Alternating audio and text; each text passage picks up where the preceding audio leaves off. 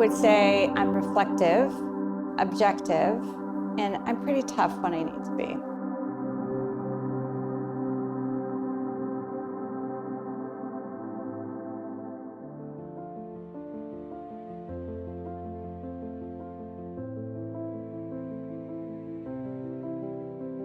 In the early 90s, my professional career, I spent the first 20 years working around technology and working either directly for Microsoft or for companies who did a lot of work for Microsoft.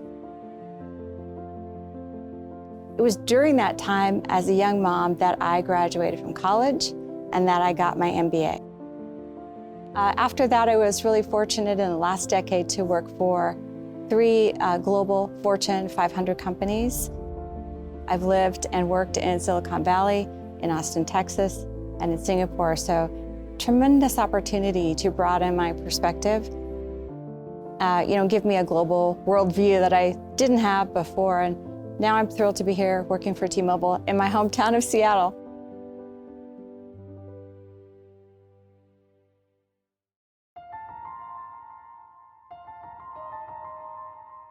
International Women's Day, to me, is a time when you can pause and reflect on what does it mean to be a woman in today's society, what are some of the challenges that you see around you, and what can you do to help? I think it's very rewarding that it's a moment for everybody to share. A few years ago, I was in Washington, D.C., and had the opportunity to be there during an election. And I was quite surprised to be walking down a road and literally overtaken by thousands of women marching for International Women's Day. And the energy was very powerful. And if I'd never felt convicted, before around that, this happened about a decade ago, I certainly was then. There's many issues around the world. Here in America, we're so lucky. We are so fortunate. Yes, there are things that we still have to strive to improve, but around the world, conditions are quite different and oftentimes worse for women. And I think it's incumbent upon us to help others.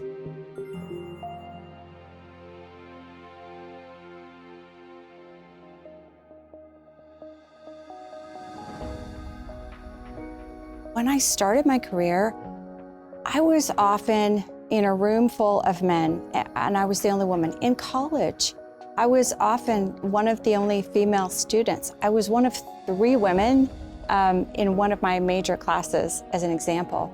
And it is difficult, literally, to have your voice heard and included.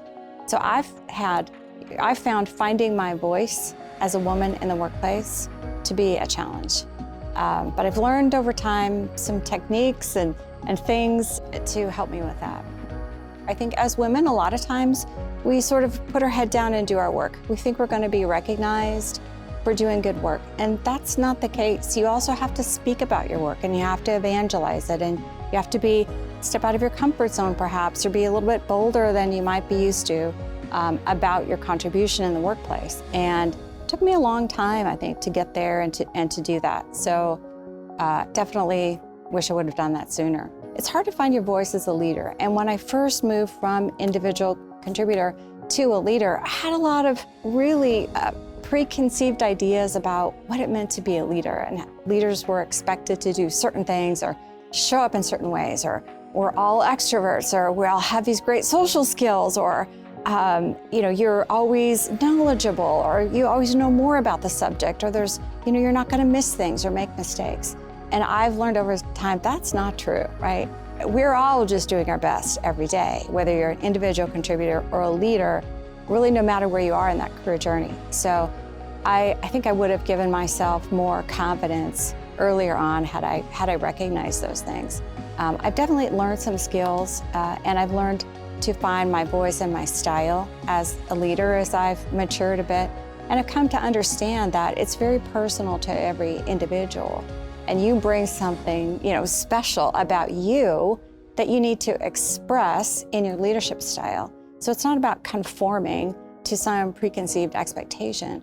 It's about figuring out how to bring your individual strength to the moment and lead others.